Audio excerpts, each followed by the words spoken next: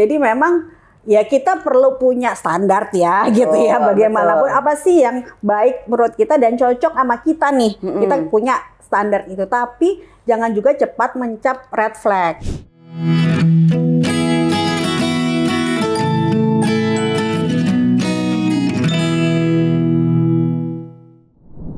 Selamat datang di rumah manis kita, Lollipop Love Life Podcast, tempat di mana kita akan ngobrolin tentang cinta, kehidupan, dan kebahagiaan. Nah, tapi belakangan ini di media sosial itu lagi rame banget dengan istilah marriage is scary. Wow, artinya itu menikah menakutkan gitu ya. Dan banyak anak muda yang bilang mereka takut menikah bukan karena nggak ingin punya pasangan, tapi karena terlalu banyak cerita-cerita yang mungkin ya mereka dengar tentang perceraian, terus KDRT, terus perselingkuhan, masalah ekonomi, sampai hubungan yang ternyata tuh nggak seindah mereka bayangkan. Wow, sebenarnya rasa takut itu tuh wajar, tapi mungkin justru kita sedang melihat pernikahan dari sudut pandang yang kurang tepat mungkin ya.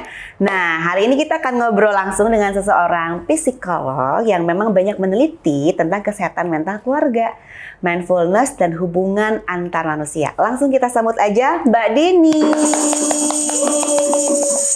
Apa kabar Mbak Dini?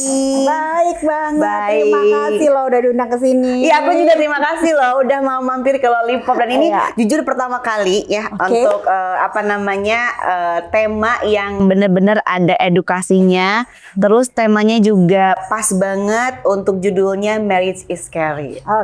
Pas banget Mbak Dini ketemu aku, soalnya ini aku pernah mengalami pernikahan yang menakutkan. Nah, kan cocok nih, pasti aku akan mewakili pertanyaan-pertanyaan dari perempuan-perempuan. Begitu ya. Oke lah kalau begitu. Aku mau tanya langsung dari pertanyaan yang ringan dulu. Kalau misalnya Mbak Dini lagi acara keluarga, terus ada saudara yang tiba-tiba curhat masalah rumah tangga nih. Mode Mbak Dini yang keluar duluan tuh psikolognya atau kayak ibu-ibu pada umumnya?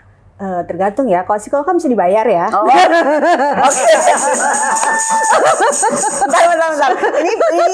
Ini perlu diluruskan. Psikolog dibayar. Mbak, ini jadi Mbak Dini aku sebagai guru bahasa nih. Enggak, jadi kita juga tergantung. Bagaimanapun jadi ibu biasa maupun jadi psikolog, kita tetap menjaga etika untuk merahasiakan kalau seorang ingin terbuka sama kita. Ya enggak? Kan juga sebel dong kalau teman kita bocor, ya enggak? Ya, nah itu pasti saya pegang di awal. Kemudian tentu saja ya bagaimanapun keterampilan saya sebagai psikolog tidak akan lepas daripada bagaimana saya menemani teman saya bercerita tentu saja ya. Jadi tetap mode psikolognya serta-merta muncul gitu ya. Tapi kalau itu teman terus curhatnya soal bercandaan ya tetap aja lah sebagai ibu rumah tangga saya bercanda juga gitu ya. Tergantung apa curhatnya. Oh gitu, jadi tetap ada sisi psikolognya, ada juga ibu-ibu pada umumnya lah, emak-emak gitu ya, ngasih tahu sebagai keluarga atau teman gitu ya. Oke, tapi belakangan ini yang tadi aku sampein tentang marriage is scary, benar-benar rame tuh di medsos ya. Aku juga pernah baca dan aku juga pernah muda ya Mbak Dini ya. Jadi masih muda. Banyak anak muda, tapi emang betul. Gen apa ya kalau anak muda di bawah kita tuh Gen Z. Gen milenial saya, Gen Z itu mengaku takut menikah, Mbak. Benar. Karena setiap hari melihat berita tentang perceraian, ya itulah KDRT, perselingkuhan, ya tentang ekonomi sampai konflik yang rumah tangga yang benar-benar dicampur tangan oleh mertua, begitu-gitulah pokoknya ya. Sebagai psikolog, menurut Mbak Dini, kenapa fenomena ini bisa begitu besar pengaruhnya terhadap cara pandang anak muda tentang pernikahan? Betul, memang semua hal yang kita nggak tahu masa depan itu pasti scary lah ya buat kita. Karena kita nggak tahu mau apa yang terjadi di depan. Betul. Tapi kita perlu juga berpikir marriage is scary, not married even scarier. Iya nggak? Artinya bahwa kita hidup the rest of our lives by ourselves. Gitu. Nah itu juga bukan berarti nggak scary, bisa juga scary. Jadi kita harus lihat dari dua sudut pandang yang lebih objektif ya nggak? Gitu ya. Scary ini ya tadi ya, memang kita banyak dengar marriage yang gagal, tingkat perceraian di Indonesia juga makin naik gitu ya. Tapi sebenarnya bukan marriage is scary, tapi kita harus mengantisipasi hal-hal apa sih yang ada di masa depan yang harus kita persiapkan sehingga marriage itu prepared gitu. Betul. Ya. Nah terus kenapa mereka itu dikit-dikit kayak melihat contoh mungkin ya yang mereka lihat kayak ya duh kok lu temen gue aja yang nikah cerai-cerai juga. Nah itu salah satu temen aku juga bilang kayak gitu ke aku gitu.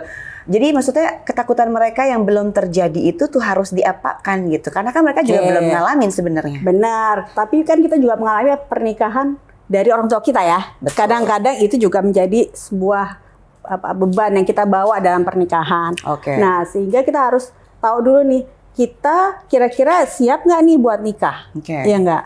Siap dengan ketidakpastian tentu saja, ya nggak? Tapi kita siap untuk menerima orang lain di dalam hidup kita. Jadi scary karena kadang-kadang kita nggak mau tuh share sama orang-orang lain, ya nggak? Oke. Gitu ya. Kita mesti, aku mesti berubah, aku mesti begini, aku mesti mentoleransi dia. Jadi itu menjadi menakutkan, ya.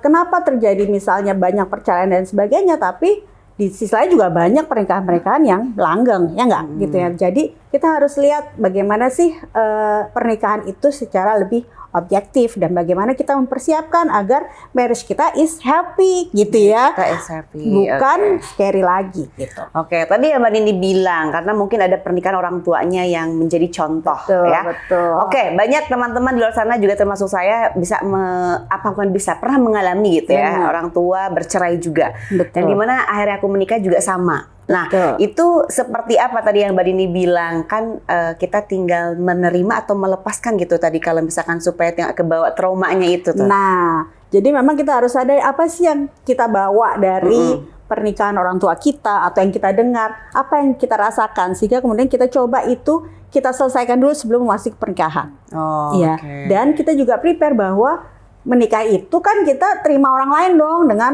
diasuh dengan orang tua yang berbeda, dengan gaya hidup yang berbeda. Nah, pasti buat ketemu begini, pasti dong butuh takes effort untuk kita bisa cocok gitu. Nah, kadang-kadang orang tidak mau takes the effort untuk itu.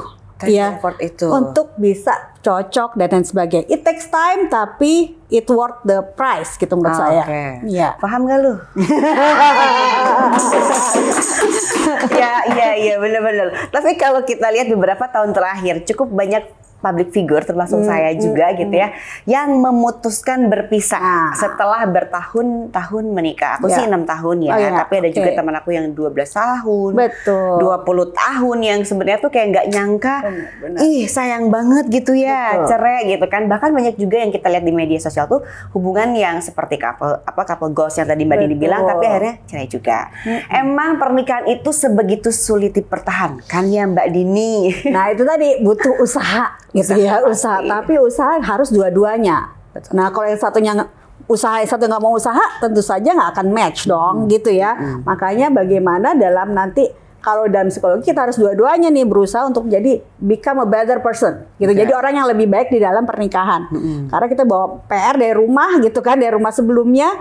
Bagaimana kemudian kita apa sih yang misalnya ya kurang dari pernikahan orang tua kita, apa yang mau saya perbaiki di ke depan. Atau pernikahan saya sebelumnya, apa yang kurang sehingga apa yang perlu saya perbaiki diri saya agar saya bisa menerima orang lain dengan baik gitu ya. Nah, effort itu yang harus komitmen sama-sama. Tapi kalau yang satunya berusaha, satunya enggak, memang akhirnya terjadi yang seperti kamu bilang tadi ya. Akhirnya terpaksa harus berpisah meskipun 20 tahun bahkan gitu, atau yang sudah lansia bahkan baru kemudian bercerai itu juga ada gitu. Nah, sebagai psikolog ya Mbak Dini, aku mau nanya langsung ya, mumpung ada ya kan, ini kesempatan buat aku. Curhat ya. Enggak, tapi ini benar ya, aku salah satu orang yang mengalami perceraian dan tentunya banyak teman-teman aku juga yang akhirnya sama. Betul. Cerai juga. Betul. Nah, menurut Mbak Dini sebagai psikolog, maksudnya kayak dalam pernikahan itu tuh yang harus diperhatiin tuh selain tanggung jawab gitu ya dari satu sama lain, entah itu suami dan istri, apa sih yang memang harus kita bisa ciptakan supaya pernikahannya itu tuh jadi pernikahan yang happy gitu loh. Yes. Pertama tuh saya komitmen bahwa kita sama-sama pengen nikah ya, gitu ya. Kedua adalah kemudian ya komitmen itu termasuk nggak selingkuh dan lain sebagainya, ya. Kemudian bagaimana kemudian dia berkomunikasi sama pasangan, ya. Gimana kalau kita komunikasinya nggak lancar, gitu ya? Bagaimana caranya agar lancar dan lain sebagainya. Kemudian memahami perbedaan, termasuk perbedaan laki-laki dan perempuan, ya nggak kadang-kadang.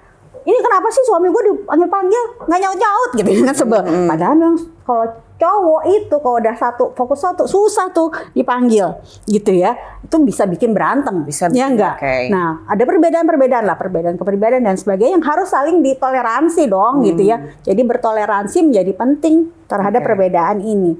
Nah, itu paling tiga itu aja Tiga gitu ya. itu Selain aja. love tentu saja dan Oke. intimacy yang perlu terus dipertahankan ya dengan spend time bareng gitu ya atau misalnya ngobrol bareng ya Oke. tentang berbagai hal yang penting dalam keluarga gitu. Oke, berarti harus tetap ada spend time gitu ya. Iya dong. Harus ya. Harus. Karena jarang tuh ada pasangan-pasangan yang kayak setiap minggu gitu ya minimal gitu kan pergi aja tuh enggak gitu. Iya. Pasti selalu harus ada anak. Aku pernah ngalamin itu soalnya. Enggak, tapi kan kita benar itu kita belajar. Bener. Sekarang itu aku menikmati Iya. waktu berdua dengan suami tanpa ada anak. Betul. Dan itu betul. perlu loh. Betul. Bener kan? Benar, benar. Bener kan betul jadi benul kan. Jadi salah betul kan. Nah, oke. Tapi di sisi lain, media sosial juga dipenuhi pasangan yang terlihat harmonis dan Betul. romantis. Betul. Banyak yang akhirnya menjadikan itu sebagai standar hubungan. Nah, menurut Mbak Dini sendiri, apakah kebiasaan membandingkan hubungan kita dengan apa yang ada di media sosial itu bisa berdampak pada kepuasan dalam suatu hubungan? Sangat. Oh, oke. Ya, oke. Karena seringkali kita ngeliatnya di medsos itu kan ditampilin kadang yang baik-baik aja ya. Kita nggak tahu belakangnya mereka, ya nggak? Betul. Gitu ya. Sehingga tentu saja kita perlu lihat gitu ya. Kayak kita sendiri mungkin punya masalah, tapi apa sih yang bisa kita lakukan dengan masalah kita? Komunikasi kita seperti apa dan lain sebagainya. Dan enjoy apa yang kita miliki. Enjoy apa Iya. yang kita miliki. Karena seringkali kita nggak, kalau bahasa baiknya sih syukur gitu ya. Bersyukurlah dengan apa yang kita punya. Rasa syukur terhadap apa yang kita miliki. Suami kita kayak gini, kita begini, begitu ya. Rezekinya mungkin begini, gitu ya. Kadang-kadang kalau jadi dengan medsos kita bandingin, oh kok dia bisa begini ya, aku kok nggak bisa ya. Jadi yang tadinya sebenarnya nggak apa-apa, terus tiba-tiba ngomel ke suaminya, Betul. kok kamu nggak gini sih, gitu Iya, ya. iya. Padahal Benar. memang gaya suaminya emang beda dengan suaminya orang lain. Betul. Suami orang lain mungkin ngasih kembang bla bla bla bla yang satu, tapi ngasih nafkahnya banyak, gitu Nah. biasanya ya. mendingan ngasih duit daripada ngasih kembang. Iya, terus Ya kan? Jadi kita gimana tuh ya melihat apa sih yang bagus yang kita punya betul. selama ini. Betul. Gitu sering kayak lupa kalau lihat medsos kita lupa apa yang bagus sama kita. Benar. Jadi perlu kita sering-sering mungkin mengingat atau menuliskan apa sih hal yang kita perlu syukuri dari pasangan kita, Betul. dari anak kita, dari Betul. keluarga kita. Tapi spend time tadi perlu, Itu ya. perlu tetap. Betul. Tapi kan memang kan kalau misalkan di zaman sekarang itu kan orang tuh pasti lihat medsos, Betul. ya kan? Ada memang orang yang bisa menilai gitu ya medsos kan lah bohong lah gitu kan. Tapi kan ada juga banyak orang yang mungkin karena lihat Percaya. medsos terus percaya ya salah satu tadi kayak Mbak Dini bilang jadi menuntut lah ke suami apa segala macam.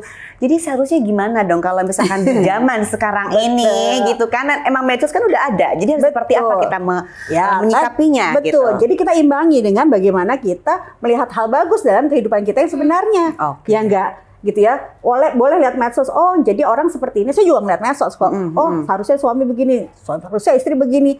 Apa sih yang bisa kita tingkatkan? Jadi bukan menuntut, tapi apa sih yang bisa gue tingkatkan dengan begini? Boleh biasanya kan ke ibu-ibu suka ngesen ya ke suaminya ya. Enggak ya bener, gue juga sering soalnya tersindir gue. Terus ya. Tapi justru bagus, maksudnya biar sama-sama belajar, Betul. gitu ya. Dalam pernikahan kita belajar. Pernikahan tuh ada tahap-tahapnya, ada 2 tahun pertama masih berusaha adaptasi, terus punya anak dan lain sebagainya sampai nanti udah tua. Pasti ada perubahan dalam keluarga yang kita terus perlu belajar gitu. Gimana sih ngadepin perubahan di dalam keluarga ini? Betul. Gitu karena beda loh. Misalnya nikah sekarang masih muda nih, sama nanti udah tua, udah tosor-tosoran gitu ya. udah bosan ngeliat dia gitu ya. Yeah. Tapi gimana tetap happy bersama dia? Itu pasti butuh effort dong dengan perubahan-perubahan itu. Ya, dari nggak punya anak itu aja udah perubahan yang perlu Betul. kita pelajari. Jadi di dalam keluarga tuh mesti terus belajar menghadapi perubahan-perubahan yang ada gitu. Tuh, gitu Beb. Lu jangan main cerai aja loh. Nikah 2 tahun cerai langsung, gak kuat loh. Iya memang. Karena 2 tahun pertama tuh paling krusial. 2 tahun pertama itu paling Betul, krusial. karena itu masa adaptasi sebuah keluarga, pasangan oke. gitu. Memang banyak yang bercerai di 2 tahun pertama itu Lu gitu. jangan ngambek dong Beb. Ini yang ngomong ahlinya. Oh gitu. Gitu. Jadi kalau udah lewat 2 tahun kan 5 tahun Ya, itu lebih smooth lah lebih gitu. smooth, oke. Ya, Tapi di belakangan ini tuh istilah green flag lah, red flag lah, sampai toxic relationship sering muncul. benar. Menurut Mbak Dini, apakah kesadaran tentang hal-hal ini tuh justru membantu seseorang membangun hubungan yang lebih sehat, atau mungkin kadang malah membuat orang jadi terlalu cepat memberi label pada pasangan. Gimana tuh? Iya, jadi memang ya kita perlu punya standar ya gitu ya, bagaimanapun apa sih yang baik menurut kita dan cocok sama kita nih. Kita punya standar itu, tapi jangan juga cepat mencap red flag gitu ya. Seberapa misalnya itu bisa kita tolerir. Misalnya kita pertama ketemu, dia ini loh anaknya ada cerewet gitu misalnya ya. Udah langsung red flag. Abis itu nggak dapet deh jodoh gitu, semua orang cerewet di label gitu ya. Tapi dia cerewet saat ini mungkin besok enggak gitu ya. Jadi kita jangan terus kemudian cepat melabel orang ya. Makanya kalau di sekolah kita nggak cepet-cepet tuh melabel orang, karena kita lihat dulu seperti apa sih orangnya sebenarnya. Nah kayak toxic juga misalnya ya. Toxic. Nah ini sering banget kita label gitu ya. Nah memang ada yang benar-benar toksik kayak NPD banget gitu ya, tapi yang semua orang juga sebel sama dia gitu ya. Tapi ada orang yang sebenarnya dia begini karena dia dulu masa lalunya begini loh. Sehingga sebenarnya seberapa besar itu bisa diubah sebenarnya, atau dia mau berubah. Betul. Gitu ya, dan seberapa kita mau bisa mentoleransi seperti itu. NPD-nya itu gitu. Bukan NPD, kalau ada NPD udah lah ya gitu ya. Beda. Tapi kalau kita label toxic misalnya gitu ya, apa sih yang bisa dia ubah dari diri dia dan dia mau berubah? Betul. Ya itu tetap kita harus appreciate dong perubahan yang dia mau lakukan. Jangan-jangan selama ini dia nggak ada ngasih feedback nih, makanya begitu. Makanya jadi dianggap toxic sama orang-orang gitu. Atau kitanya sendiri, jangan kitanya juga terlalu sensitif. Betul. Ya, yang nggak toxic sebenarnya kita anggap toxic. Nah ini yang kita harus lihat, seperti apa sih orang itu sebenarnya dengan lebih luas, dengan lebih terbuka, dengan lapang hati. Orangnya kayak gini toh. Dia begini karena begitu toh, gitu ya. Nah itu akan buat kita lebih terbuka pikirannya. Harus, berarti memang benar tadi di awal tuh harus komunikasi sih. Nah, iya betul. Gitu ya. Iya, jadi kita harus ngobrol lah ya, terus tanya, dan lebih baik misalnya nanya, dia kalau misalnya lagi begini, saya ada temennya nih yang kenal dia dari kecil gitu ya, kita boleh nanya-nanya sama dia, dulu dia orangnya kayak gimana sih gitu ya, sehingga kita dapat gambaran tuh bukan cuman kalau dia depan kita doang yang suka kadang-kadang palsu gitu ya, tapi dapat gambaran dia sebenarnya yang real di sehari-harinya seperti apa gitu. PR tuh ya banyak. Banyak banget. Ya ada sih, maksud teman aku juga yang takut untuk menikah. Ya mungkin ya itu tadi, karena katanya toksik lah, katanya red flag lah. Aku nggak ngerti tuh red flag tuh kayak gimana. Iya, semuanya nyangka dibilang red flag ya. Red flag itu pokoknya apa sih red flag itu? Iya. Pasangan yang seperti apa sih bisa dicap red flag tuh, yang ngapain gitu? Nah, karena setiap orang punya standarnya masing-masing. Kadang cuman dia suka pakai topi, red flag lah gitu ya, kan ada yang begitu ya, nggak penting padahal gitu ya. Tapi maksudnya kita coba lihat ya, apa sih yang penting buat kita dari seorang pasangan? Apakah misalnya penampilan fisik tertentu yang cuma sekali dia pakai jadi red flag gitu ya, atau ada hal yang lebih mendalam yang lebih penting gitu ya. Kalau cewek-cewek kan bilang suka gue pengen cowok yang pengertian gitu ya. Iya, tapi kita juga pengertian tuh seperti apa sih yang kita pengen? Kita harus punya definisi atau gambaran yang jelas gitu. Benar. Oke, tapi sekarang banyak juga yang mengatakan aku sebenarnya ingin menikah tuh kan, bahkan dari teman aku, tapi takut salah pasangan. Nah, menurut Mbak Dini, rasa takut seperti itu apakah termasuk wajar atau justru bisa menjadi tanda bahwa seseorang itu terlalu banyak menyerap informasi negatif? Tergantung nih sejauh apa nih bilang takutnya ya, bahwa kita waspada, nggak sembarangan milih, that's a good thing. Ya, artinya kita punya standar dan kita punya acuan seperti apa yang bertanggung jawab misalnya gitu ya. Tapi juga jangan membuat kita jadi semua orang dianggap salah, ya enggak ya. Kok gini takut begini takut gitu ya. Nah, ini yang kita harus biasakan lebih terbuka. Ya apa sih yang kita anggap penting buat dari seseorang gitu ya. Jadi hal-hal lain itu, ketakutan itu menjadi lebih hilang karena ada hal yang kita harapkan dari pasangan tersebut gitu. Itu jadi kalau ketakutan gitu belum yang, maksudnya gini, teman aku tuh banyak ketakutan, lu kenapa sih nggak mau kawin gitu ya, lu aja bisa cerai gitu kan. Tuh kan contohnya kayak gitu, padahal dia belum ngalamin gitu. Apakah nanti dia juga nikahnya malah lebih happy daripada aku kan gitu ya. Benar. Ya artinya dia berarti lebih sering mendapatkan energi negatif kan, atau informasi negatif kan, atau dari dirinya sendiri harus apa, disembuhkan gitu. Nah mungkin ada orang bilang inner child gitu ya, atau misalnya misalnya ada trauma yang iya. atau pernah misalnya punya pacar yang nggak nyenengin atau apa. Nah, itunya kita perlu selesaikan juga. Jadi bisa aja tuh kita konseling dulu ke psikolog gitu ya sebelumnya. Sebelum menikah, saya ada kasus gitu ya yang dia konseling karena bapaknya pernah lah dia nggak nyaman dengan bapaknya gitu ya. Tapi kemudian konseling terus baru setahun setengah akhirnya dia memutuskan mau menikah gitu ya. Bentar lagi mau lamaran dan sebagainya. Karena kemudian luka itu sudah lebih sembuh gitu. Jadi dia nggak takut lagi sehingga kemudian dia berani untuk menikah gitu. Oke, tapi Mbak Dini banyak pasangan baru yang mengaku mengalami stres setelah menikah karena harus beradaptasi dengan kehidupan baru, pasangan, keluarga besar yang baru, dan pekerjaan sampai urusan finansial. Menurut Mbak Dini, apa sih tantangan psikologis yang paling sering muncul di awal pernikahan? Gitu, dengerin lu Beb, nih kan di awal pernikahan ya.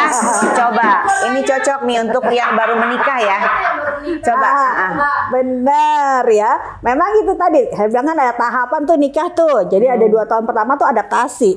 Adaptasi tuh macam-macam dari cara komunikasi, kemudian cara hidup ya. Misalnya satu suka naruh anduk sembarangan, yang satu beres banget misalnya. Itu kan perlu adaptasi dan toleransi. Nah, 2 tahun pertama tuh saat-saat termasuk misalnya masalah seksual misalnya gitu ya. Adaptasi itu terjadi di 2 tahun pertama. Nah, sekarang bagaimana kita kemudian tadi ya, kalau memang komitmennya pernikahan, adaptasi itu menjadi lebih legowo, kita bertoleransi di dalam pernikahan.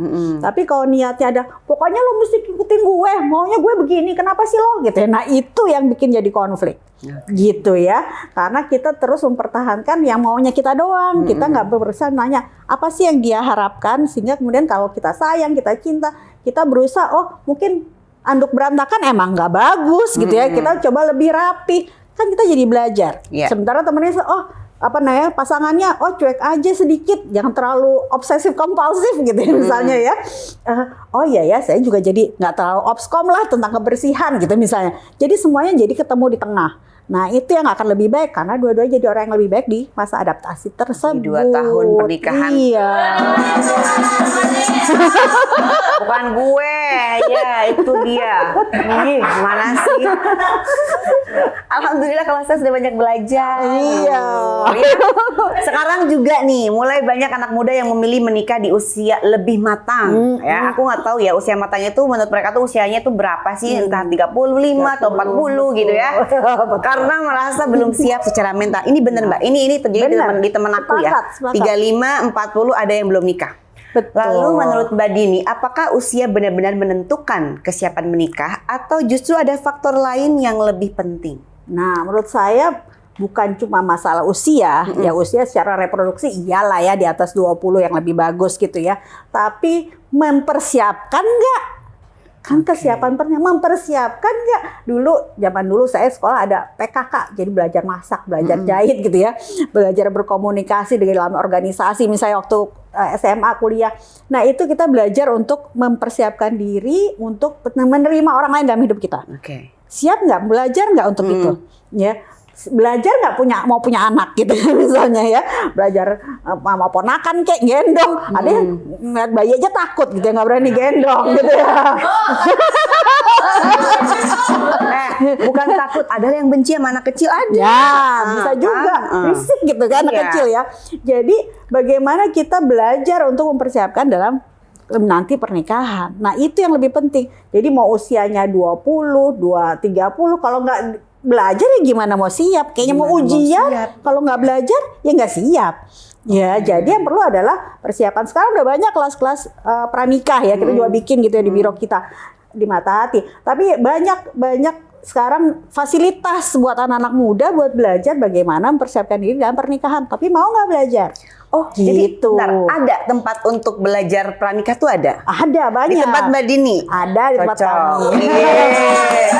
Jadi itu bisa latihan? Bisa latihan, bagaimana mempersiapkan apa yang mesti dipelajari dan lain sebagainya gitu. Masuk Mal? Masuk. Gitu. Oke gitu. Lalu jadi kesiapan untuk menikah itu ya berarti nggak diukur dari umur ya? Nggak diukur ya? Nggak diukur dari umur. Seberapa kita kemudian membuka diri untuk menerima orang lain dalam hidup kita. Oke. Itu menjadi penting. Oke, kalau begitu, ya, seru kan pembahasannya. Nah, terus kalau menurut Mbak Dini, perlu nggak sih kita konsultasi ke psikolog sebelum menikah? Dan kalau perlu, kira-kira kapan sih bisa tahu waktu pasnya itu tuh kapan? Nah, iya benar, gimana sih? benar. Tergantung kita punya PR apa dari kehidupan kita selama ini. Misalnya orang tua kita bercerai atau kita pernah mengalami, mohon maaf nih ya, pelecehan atau apa gitu ya, atau misalnya kita pernah diputusin yang menyakitkan banget atau pernah di-abuse sama pacar atau whatever lah gitu ya, yang jadi beban psikologis buat kita. Maka bahkan sebelum punya pasangan datang ke psikolog buat konsultasi, nyelesain dulu itunya gitu, sehingga masuk ke dalam pernikahan kita udah lebih siap untuk menerima orang lain, buat kemudian menerima berbagai tantangan di dalam pernikahan. Nah, itu yang perlu dilakukan. Jadi kapan ya? Kalau bisa, kalau memang ada PR sebelumnya. Tapi kalau nggak ada PR, artinya orang tua kita nikahnya baik-baik aja gitu ya, pasangan baik-baik aja. Mungkin sesaat sebelum pernikahan, namanya pranikah, konseling pranikah, agar kemudian kita tahu nih pasangan kita kayak apa sih? Apa nih kira-kira potential problem di dalam pernikahan kita yang perlu kita belajar bareng-bareng agar bisa kemudian jadi pernikahan yang lebih langgeng gitu. Tapi kalau tadi kan kalau udah ada pasangannya. Nah, kalau untuk orang-orang yang memang belum punya pasangan tapi pengen belajar pranikah itu gimana? Boleh banget. Tanpa tahu calon pasangannya seperti apa? Bisa banget. Bisa. Gitu ya. Artinya kita mempersiapkan diri dari justru sebelum punya pasangan. Tadi yang PR-PR tadi, kemudian apa sih yang mesti kita pelajari? Kalaupun kita, ya namanya juga kita nggak tahu ya kapan dapat pasangan dan lain sebagainya. Paling nggak kita menjadi a better person, gitu ya. Iya. Tepuk tangan dong. Kalau begitu kita akan masuk fun segmen ya, mitos atau fakta. Ini sangat mewakili pertanyaan dari hostnya ya. Mbak Dini, pasangan yang jarang bertengkar berarti hubungannya sehat, mitos atau fakta? Mitos. Mitos. Jadi kalau tergantung di pertengkarannya seperti apa. Ya kalau pertengkaran itu adalah sebuah bentuk komunikasi di mana dua-duanya saling mendengar. Yang apa misalnya pertengkaran, ini sendoknya taruh di sini deh gitu ya. Kan kayaknya kedengaran orang kayak bertengkar, padahal it's a love language di antara mereka gitu ya. Beda-beda orang sih. Beda-beda orang ya. Tapi kalau misalnya pertengkarannya sampai, mohon maaf ya, sampai abuse fisik, nah itu makanya udah masalah tuh, hubungannya udah nggak sehat gitu ya. Atau salah satu merasa disakiti secara psikologis, maka itu jadi nggak sehat gitu ya. Jadi kalau pertengkaran itu ada bagian dari komunikasi, fine. Tapi kalau kemudian jadi terlalu sering dan itu kemudian mengganggu gitu ya perasaan psikologi salah satu di antaranya, maka itu jadi nggak sehat. Jadi gitu. itu mitos berarti ya, pasangan jarang bertengkar itu mitos. Gitu, jangan lihat gue loh. Cemburu adalah bukti cinta, mitos atau fakta? Boleh setengah-setengah nggak? Setengah mitos, setengah fakta. Salah ya, bisa. Ini cemburu adalah bukti cinta. Coba, enggak, dari mata psikolog emang gimana? Setengah. Jadi artinya bahwa kita tidak rela misalnya pasangan kita misalnya deket-deket glendot-glendot sama orang lain, wajar dong itu. Kalau itu kita biarin aja, loh ini kenapa? Kecuali emang artis ya gitu ya, memang dipegang-pegang boleh kalau artis ya. Acting film gitu misalnya ya. Tapi kalau misalnya kita sampai nggak bolehin dia kemana-mana, lo nggak boleh kerja, lo nggak boleh keluar, itu karena gue cemburu, lo liatin. Nah ini udah masalah dong gitu ya, bahwa kemudian membatasi pasangannya untuk beraktualisasi diri, mengembangkan diri dan lain sebagainya. Nah itu yang jadi masalah gitu. Itu bukan lagi cinta tapi posesif gitu. Oke, jadi mitos iya, fakta juga iya begitu ya. Bener gak sih? Oh, psikolog soalnya tergantung setengah-setengah gitu ya. Udah 50-50 lah, oke. 50-50. Lanjut, pasangan yang benar-benar cocok tidak perlu belajar komunikasi, mitos atau fakta? Mitos. Tetap kita harus belajar komunikasi. Gimana sih? Bagaimana kita nyampein dengan nyaman ke pasangan, ya ada yang harus soft spoken gitu ya pasangannya, ada yang mungkin karena budaya kita kan beda-beda ya, ada yang dari suku satu, suku lainnya gaya bicaranya beda. Nah, how to berkomunikasi dengan pasangan kita sesuai dengan apa yang dia harapkan gitu ya.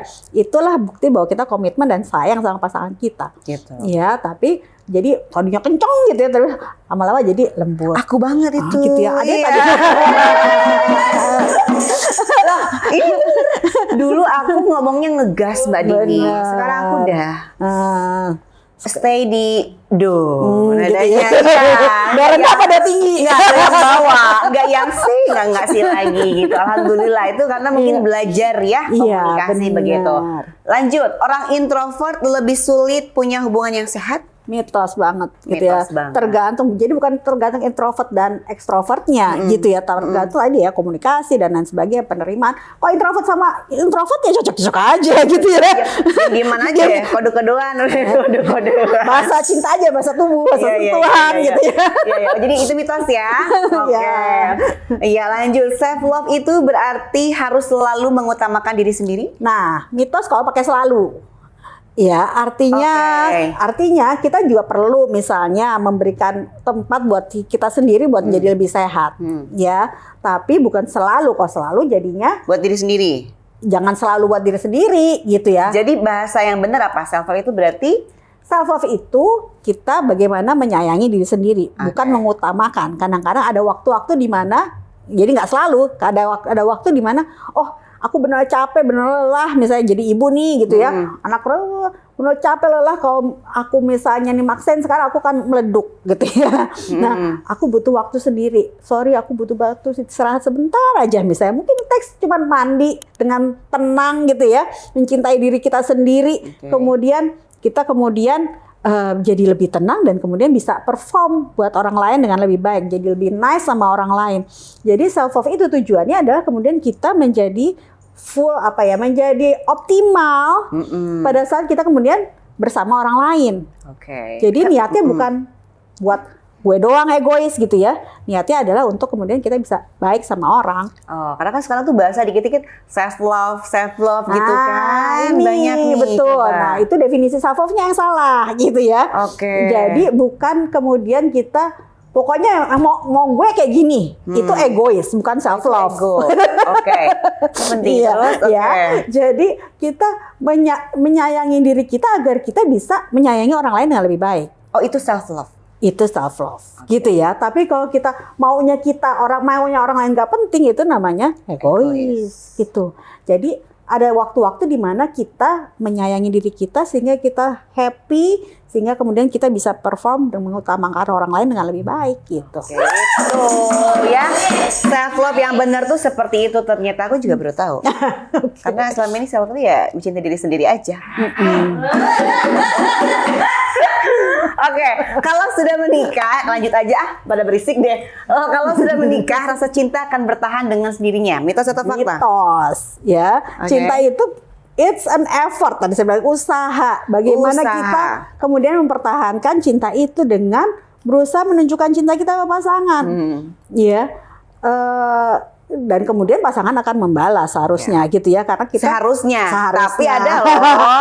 ada pasangan yang nggak membalas juga ada loh. Nah, nggak tahu dia bahasa membalasnya mungkin berbeda, bahasa cintanya beda, misalnya kita bisa jadi, tapi kita nggak nganggap itu cinta gitu ya. Nah, bagaimana kita juga melihat bahwa itu bahasa cintanya dia ke kita, gue gitu lah ya. Gimana sih? Oh, ternyata itu di bahasa cinta kayak gitu. Dia mungkin tadinya nggak ngasih kembang, tapi ngasih duitnya banyak gitu misalnya. Iya, benar.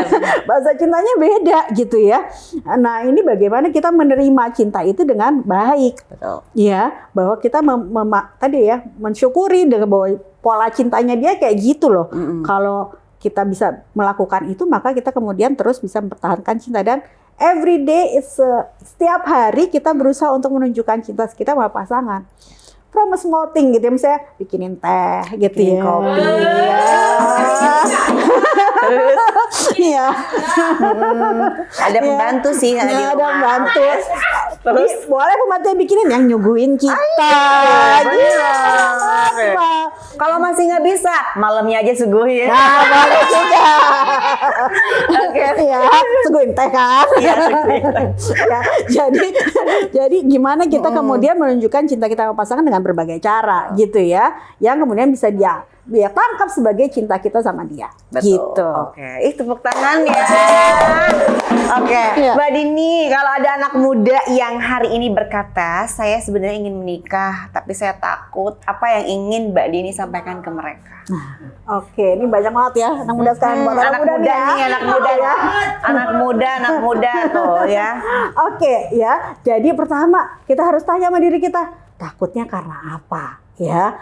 Nah, baru kemudian mungkin datang ke psikolog kalau yang Iya, betul-betul takut. Jadi kita selesaikan takutnya agar kita bisa menikah dengan rasa happy, dengan rasa keinginan yang kuat untuk menikah, sehingga kita kemudian jadi pasangan yang baik untuk pasangan kita di dalam pernikahan. Gitu. Gitu. Akhirnya satu lagi Apa? kata-kata hari ini tuh. Oke, kata-kata hari ini ya. Marriage is not scary. Not married probably even scarier gitu ya. Artinya gitu ya. Menikah itu bukan berarti menakutkan, karena tidak menikah bisa jadi lebih menakutkan. Ada yang menarik karena kalau tidak menikah jadi lebih menakutkan tadi begitu. Bisa jadi, coba. Apa yang jadi lebih menakutkan kalau tidak menikah? Coba, udah tua sendirian, siapa yang ngurusin? Nah tuh kan. Duit, kayak duit gitu bisa kan. berdua kalau nikah, Benar. ya kan? Kalau sendirian, bayar kos terus-terusan sendirian. Ya enggak? Many things. Kayaknya gitu ya. teman aku suruh datang ini deh, beneran deh. Habis ini aku telepon. Ya, dan ya itu ya juga buat negara ya, beberapa negara sekarang kan jadi kekurangan usia produktif tuh, karena banyak yang memutuskan untuk tidak Sendiri, menikah, tidak menikah. dan lain sebagainya. Jadi secara besar juga scary banget gitu. Oke lah, baiklah.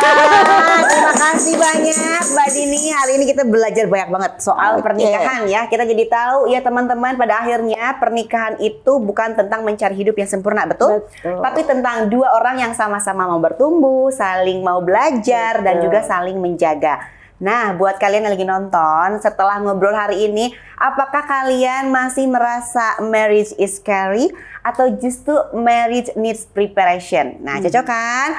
Coba tulis pendapat kalian di kolom komentar. Sampai ketemu lagi di Lollipop Love Light Podcast. Di episode selanjutnya tetap sebarkan cinta dan kebahagiaan. Dah.